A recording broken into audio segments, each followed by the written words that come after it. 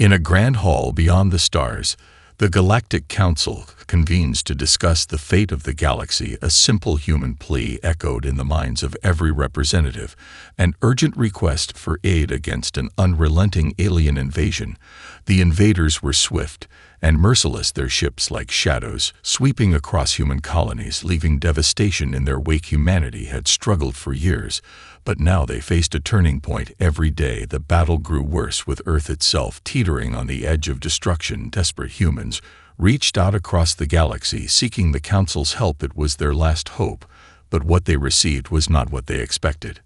As the humans sent their ambassadors to the Council chambers, they knew this would be their only chance to stop the tide of destruction that was overwhelming them. Their representatives arrived in a grand chamber where species from countless worlds gathered. The room was vast and filled with an unsettling silence, a sea of alien faces, all watching the humans who stood in the center, one of their own speaking on behalf of millions at home. Her voice shook with the weight of her message. "We need your help. The invaders are too powerful, and without aid we will fall." But as her plea echoed across the hall, she could feel the cold weight of indifference pressing down on her. The council members exchanged glances. Some whispered among themselves, others simply stared. The human ambassador's words seemed to fall on deaf ears. The council was made up of species with centuries of history, civilizations that spanned the stars. Their power was immense, their reach beyond the comprehension of humanity. And yet here they were debating whether to offer help to those who had only just begun to walk the galaxy. One by one they spoke dismissively. "No, our resources are already stretched too thin." One said, "Your species is too young and too fragile." Another chimed in, "Besides, it is not our fight. It is not our problem." And another spoke of balance, as if balance could ever be maintained while an entire world burned to ashes, while families were ripped apart and lives extinguished by an enemy beyond understanding. Humanity's representatives could only stand there in shock, unable to comprehend what was happening in front of them. The weight of the galaxy's cold gaze focused on them, as if they were nothing more than an inconvenience, an afterthought. It was then that the final blow fell from the council's leader, a figure of immense stature and power, whose voice had the authority to command entire fleets. The human ambassador waited for the inevitable decision, her heart pounding in her chest. The leader spoke in a voice that reverberated through the hall. "We will not intervene. It is not in our interest. Your species will have to find a way to handle this on your own." The words cut deeper than any blade, and the silence that followed was more deafening than any battle. The council had spoken, and in their eyes humanity was not worth their time. As the council's verdict settled like a heavy stone in the human hearts, they could do nothing but leave the room, the door closing behind them, sealing their fate. No longer would they plead, no longer would they beg. The galaxy had abandoned them. Now humanity would face the dark alone. And in the silence of the cold chamber, the embers of vengeance began to stir, a fire that would burn brighter than any star. The cold void of space stretched endlessly before them, but the humans felt something within their hearts, something darker than fear, something more dangerous than anger. They had been betrayed, their very existence brushed aside by those who should have helped them. And now the realization hit them harder than any weapon ever could. They were alone. The galaxy had made it clear their fate was in their own hands, and they would face it with a resolve forged in the fires of desperation. As humanity returned from the council chamber, they stood at the precipice of their darkest hour, each world in the human empire burning under the weight of the invaders. Yet now they had no choice but to fight back without the support they had so desperately sought. It was time to make a decision, a choice that would echo across the galaxy for eons to come. Their leaders gathered in hidden rooms far from prying eyes. The sound of footsteps was the only thing that broke the silence as the generals, the scientists, and the civilians who had come together for a singular cause began to speak the words of their plan. There would be no more pleas, there would be no more negotiations. Humanity would fight, and they would fight with everything they had left, with the technology they had scavenged from old war machines and the broken remnants of their shattered fleets. They would create something new, something the galaxy had never seen before. They would strike back with all the fury they had bottled up inside them, and in that fury they would show the council the cost of their indifference. Work began immediately in the shadows, the galaxy's vast networks unaware of what was unfolding in humanity's hidden shipyards and research labs. Old technologies were resurrected, and new weapons forged from the desperation of a species that had been left to die. Humanity's greatest minds turned their attention to creating warships unlike anything ever seen before, ships that could tear through enemy lines with ruthless efficiency. Every engineer, every soldier, every scientist put their heart and soul into this cause because they knew there was no turning back. Once they set their plan in motion, the galaxy would know the cost of ignoring humanity. The humans knew they had no time to waste. The invaders would not wait for them to recover, and the Council would do nothing to aid them. But there was one thing the humans had that their enemies and the Council did not understand: the will to fight, the will to survive. They had come from the depths of despair, and now they would rise. Their fleet would be the symbol of everything humanity stood for, and it would strike fear into the hearts of all who saw it. Years passed as humanity worked in secret. The fleet grew slowly, but with each new ship their resolve hardened. They trained soldiers with the skill of veterans and forged alliances with those who would listen. And when the time was right, humanity would take to the stars once more, not to beg for help, but to show the galaxy what they had made themselves into, a force that would be impossible to ignore. And so the humans waited, but this time they would wait with purpose. As they watched the stars, they knew that vengeance was coming, and when it arrived, it would come with the full weight of humanity's wrath, ready to bring the galaxy to its knees. They had been betrayed, and now the time for revenge had arrived. The hidden shipyards of humanity were alive with a constant hum of activity. Where once there was only silence and isolation, now there was a flurry of movement. The air was thick with purpose and determination. Every hand was needed and every mind sharpened for the task at hand. The fleet was coming to life. Piece by piece, ship hulls were welded together in secrecy, and weapons that had never been seen before began to take shape on assembly lines, stretching beneath the surface of once proud cities, now turned into war machines. The scale of the project was unimaginable to those who still clung to the belief that humanity was a fledgling species, but for the humans who worked tirelessly day and night, it was the only path left to them. Their survival depended on the success of this single venture, and there was no room for failure. Each ship they built was a masterpiece of human ingenuity, forged from the ashes of defeat. It was a blend of old and new technologies. Some were adaptations of ancient warships modified for a new age. Others were completely new designs based on human innovation. Their sheer size and firepower were enough to make even the most seasoned commanders uneasy. But technology alone would not be enough to secure humanity's survival. It was the people themselves, the soldiers and the pilots, who would bring the ships to life.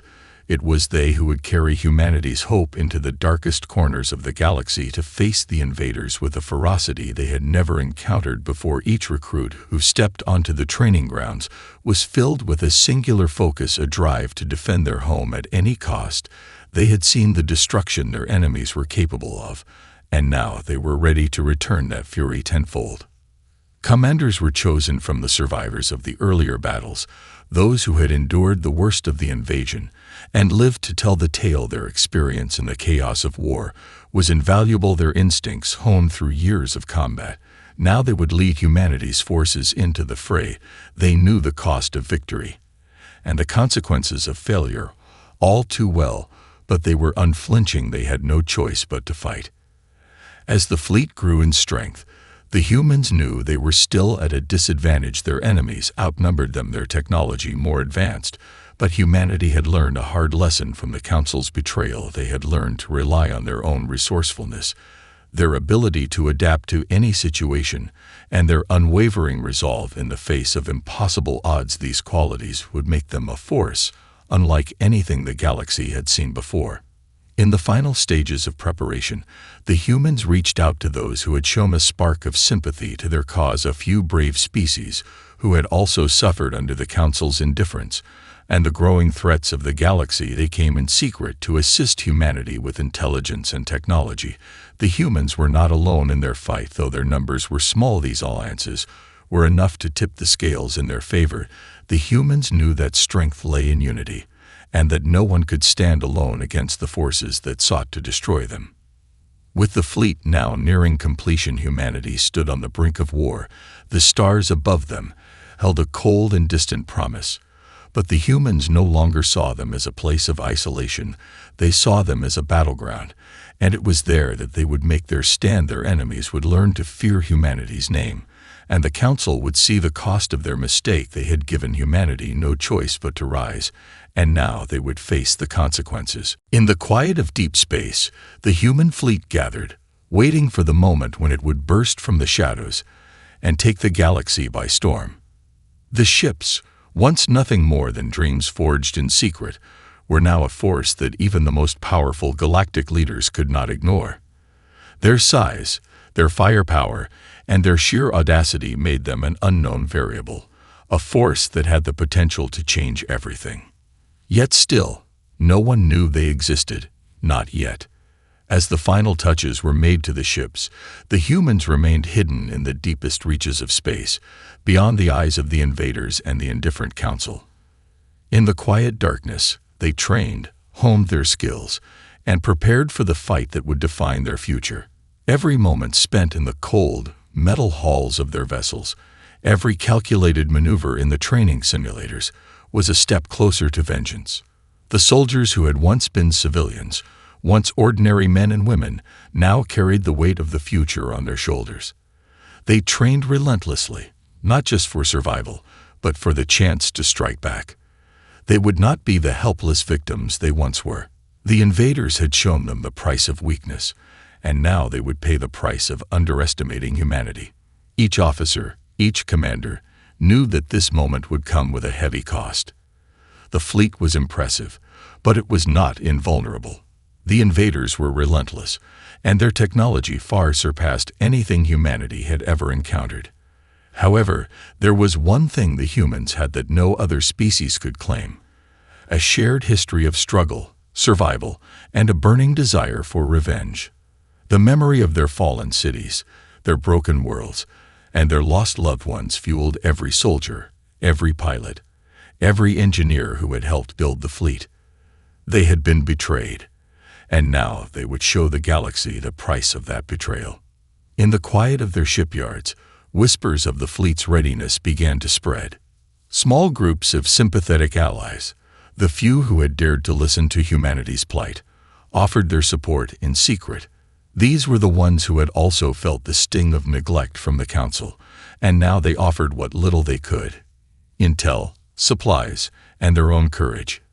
It wasn't much, but it was enough to tip the scales. Humanity was no longer alone in this fight, and it was this unity that would carry them through. Then, as if from nowhere, the fleet emerged from the black void. One by one, the ships broke the cover of their hiding places and into the open. The first ship to emerge from the depths was a massive dreadnought, its dark hull gleaming under the light of distant stars, bristling with weapons and technology designed to tear through the enemy. Behind it followed wave after wave of warships, fast, deadly, and resolute. The sight was enough to make even the most seasoned commanders in the galaxy pause. This was no longer a fledgling species asking for help. This was a reckoning. The invaders, caught off guard, scrambled to respond. They had not expected such a sudden, powerful strike. But humanity, in their relentless pursuit of revenge, had learned to strike first and strike hard. The time for negotiations, for begging, was over.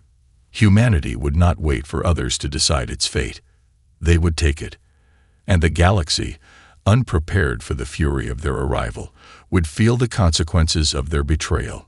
With the fleet now in motion, the first battle erupted in the dead silence of space. The humans, fierce and determined, drove their ships into the heart of enemy lines, showing no mercy, leaving destruction in their wake. The war had begun, and the humans were no longer the prey. Now, they were the hunters. The first battle unfolded like a thunderstorm, swift and unforgiving. Humanity's fleet, emerging from the shadows with terrifying speed, struck at the heart of the invaders' forces with a force that was as calculated as it was brutal. The invaders had anticipated a resistance, but they had underestimated just how far humanity was willing to go to reclaim their place in the galaxy. In the cold vastness of space, humanity's ships tore through the enemy's lines with relentless precision, their weapons cutting through the enemy's defenses like a blade through silk. Each ship was an extension of its crew, each pilot a focused instrument of retribution. The humans had no mercy. Their fleet, still young and not yet fully tested, fought with the desperation of those who had nothing left to lose. They had been driven to the edge of extinction, and now they would show the galaxy that they were capable of pushing back, no matter the cost. Their ships fired in coordinated bursts, shredding the invaders' vessels in the blink of an eye. Every missile, every laser, every torpedo was a message the galaxy would never forget.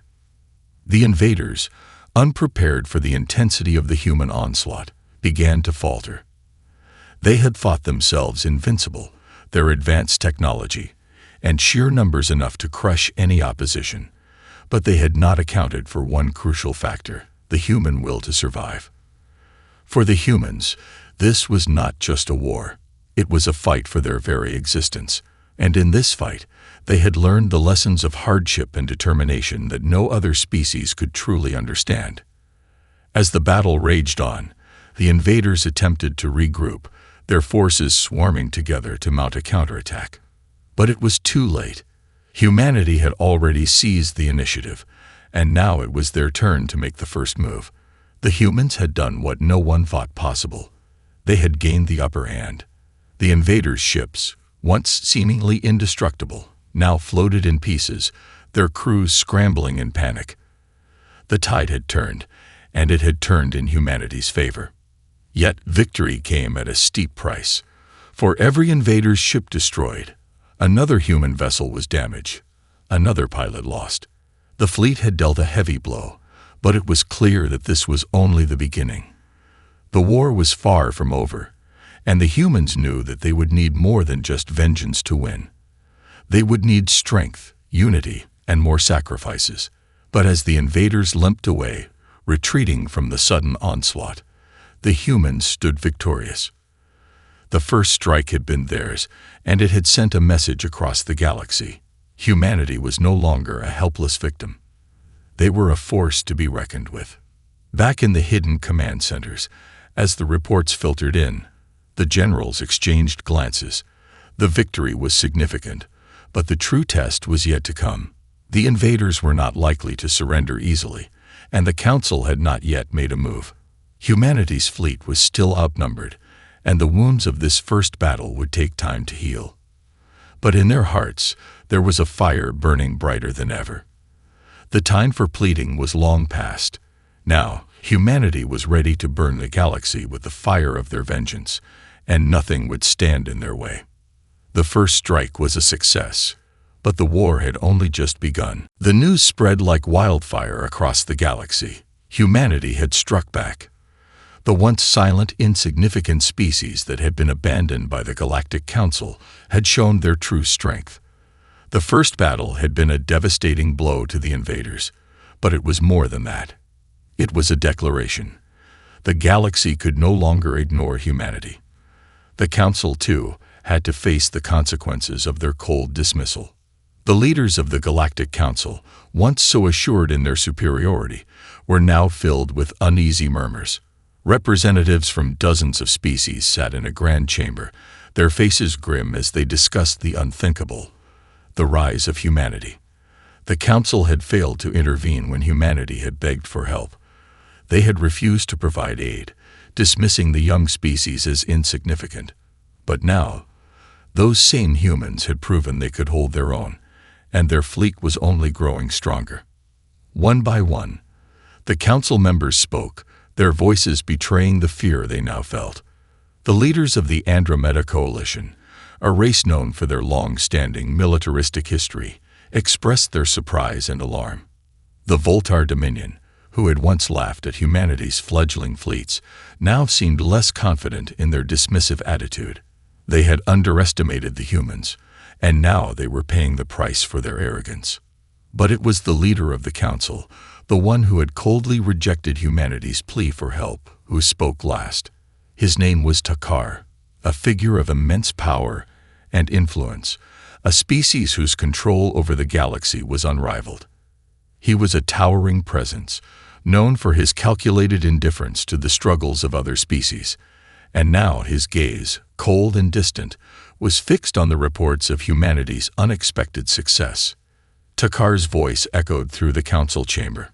"It seems we have misjudged them," he said, his tone neutral, but with an undercurrent of unease.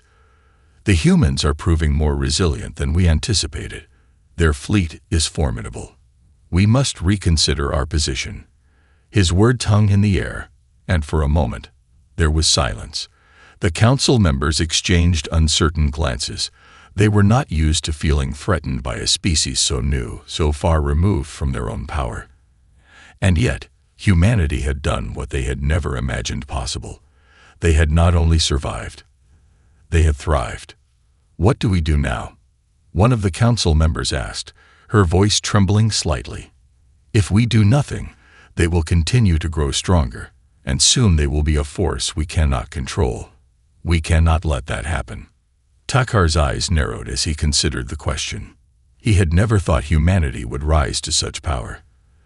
They had been an afterthought, a species that could be discarded, their problems left to resolve themselves.